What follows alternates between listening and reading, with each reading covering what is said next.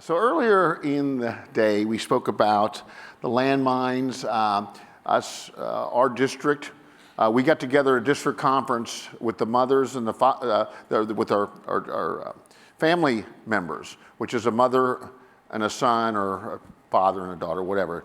And we assembled these prosthetic hands, and I took them over to Ukraine several years ago and taught people how to use them. Landmines are a very, very, very serious bad thing. Our Rotary group has also been to Siem Reap, Cambodia, where we've done oral hygiene programs there. But no one does more to educate people about landmines than our next guest.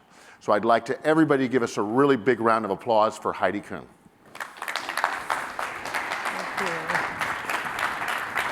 Thank you so much. Thank you.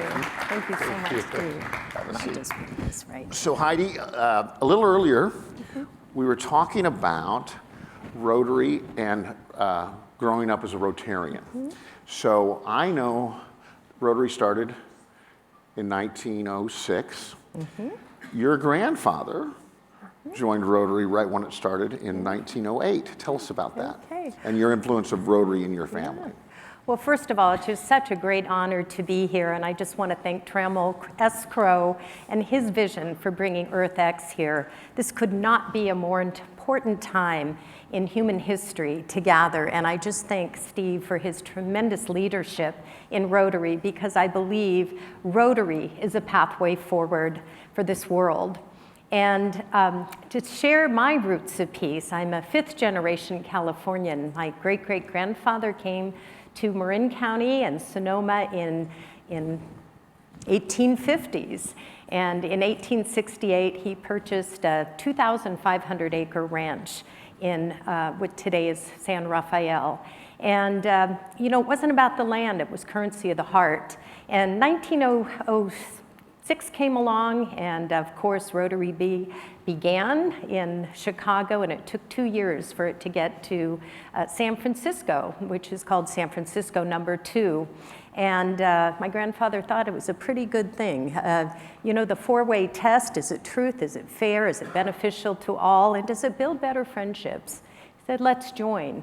It was an all-men's club, of course, and he brought his son in, and his son-in-law. My grandfather was a member of Rotary San Rafael, a founding member, and my grandfather was president of Rotary San Francisco #2, actually in 1940 to 41. And Rotary played such a tremendous part, Steve, in the founding of the United Nations. You know, he always passed on through generations that he was there in San Francisco, June 26, 1945, after the worst world war. And the world came together. And the UN Charter was signed there 80 years ago this year.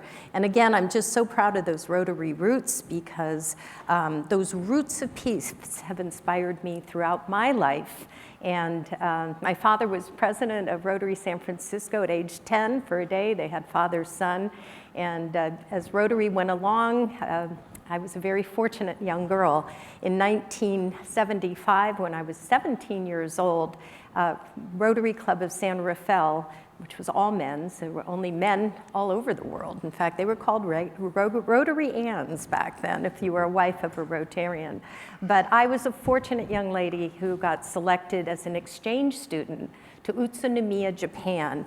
And to go to Japan 30 years after the end of World War II, and to live in the homes of people who were former enemies, who my father and his friends, you know, certainly grew up in World War II.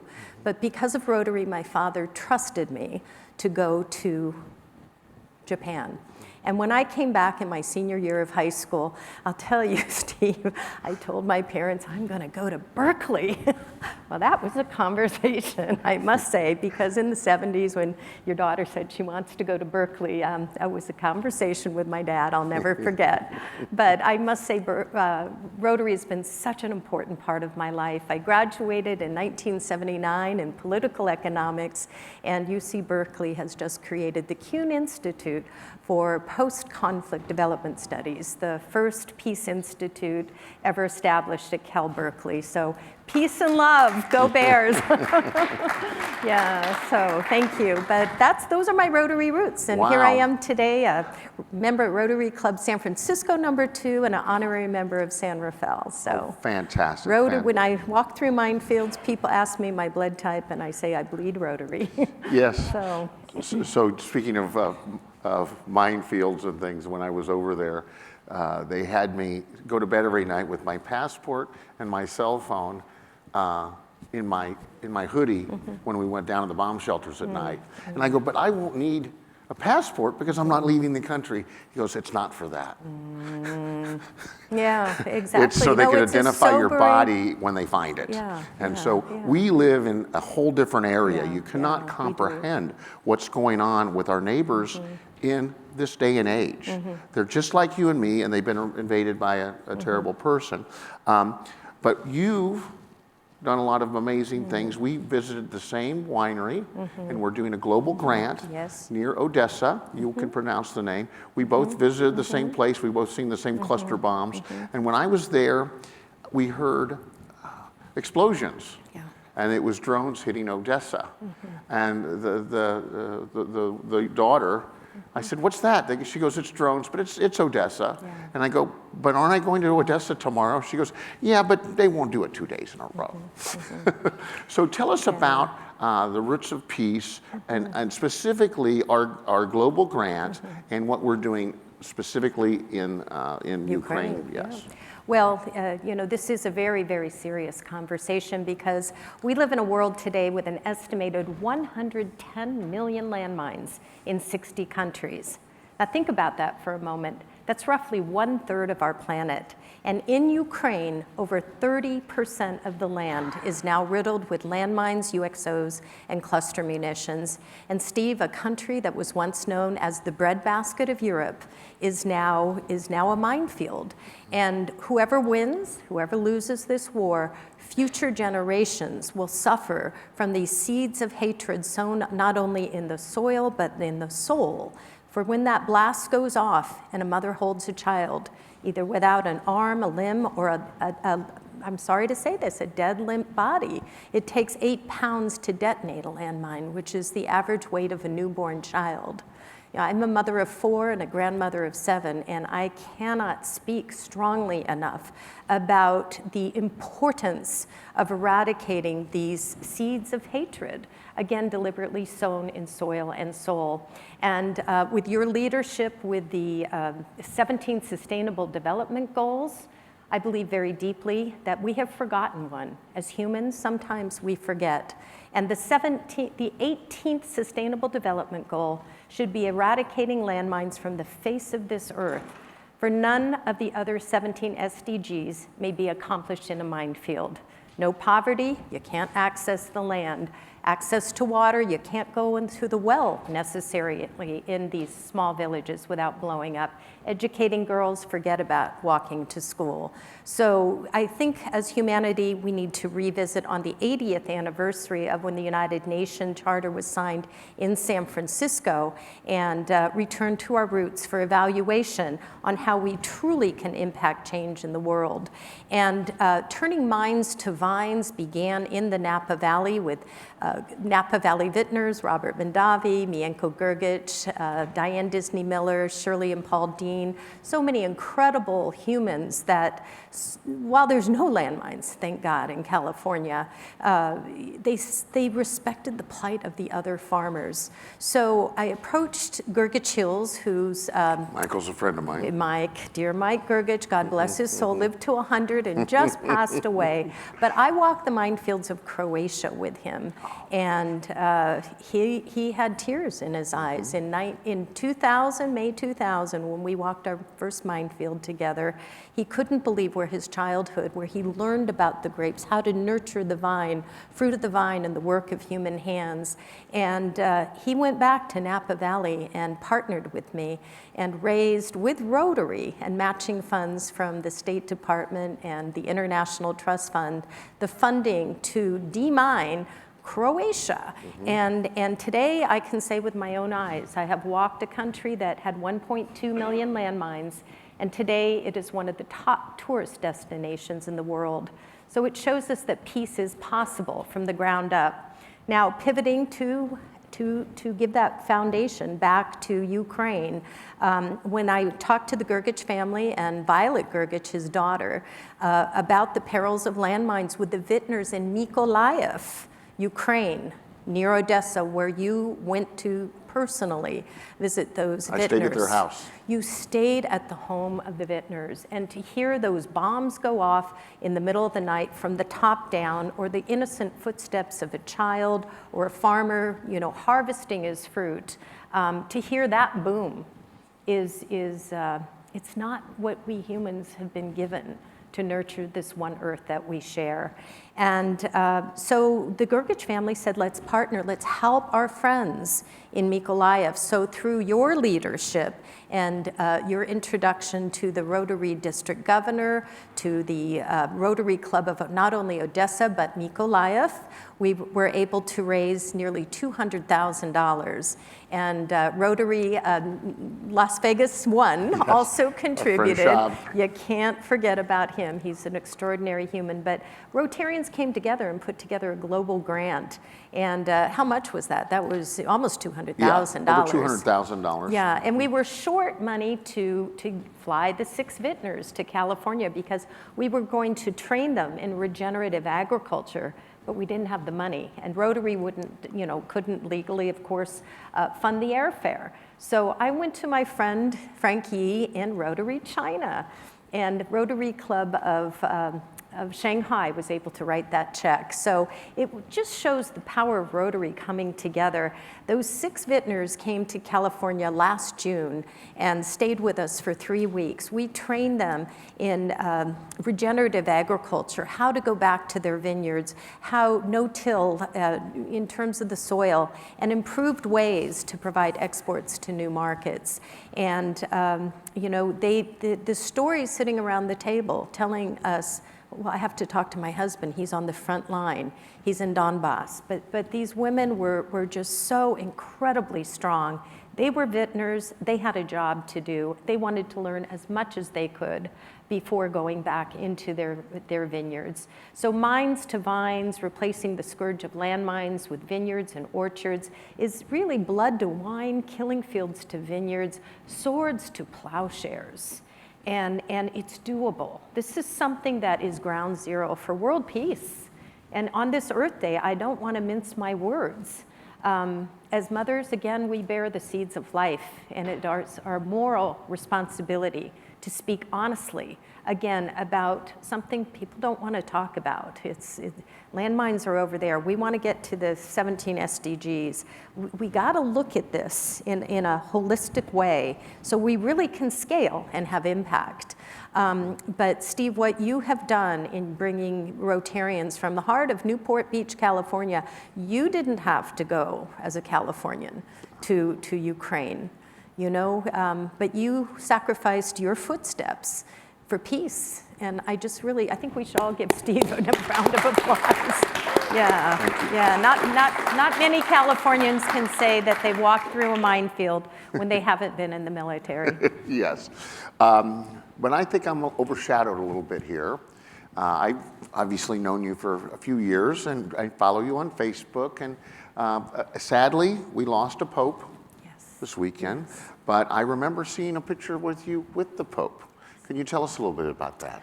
Yeah, well, I've been humbled and honored, I really tear up saying this, to have had 11 private audiences with Pope Francis. And each time I have spoken to him, I have actually brought him a white rose.